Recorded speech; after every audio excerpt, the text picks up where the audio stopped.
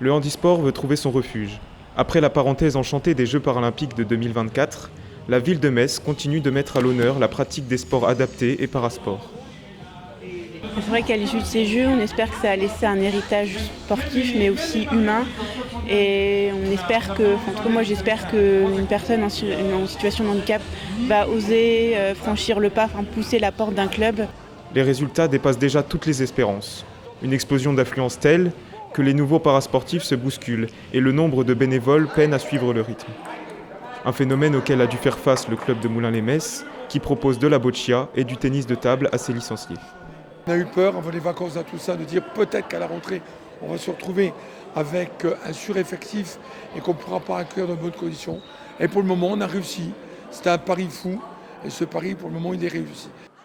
Mais tous les clubs français ne peuvent pas se targuer de cet accomplissement. La capacité d'accueil et d'accessibilité reste généralement très compliquée. Le problème c'est qu'en France on ne sait pas tellement anticiper des phénomènes comme ça. Donc je pense que d'un club à l'autre, d'un secteur géographique à l'autre, ça va être des problématiques qui vont arriver dans ce qu'on appelle l'héritage des Jeux. Et dans l'héritage des Jeux, bien sûr, l'élément fondamental, ça va être le bénévolat. Moulins-les-Metz Handisport reste toutefois en sous-effectif. Pour 70 parasportifs, le club compte seulement 30 bénévoles. Des chiffres qui exposent tous les défis à venir.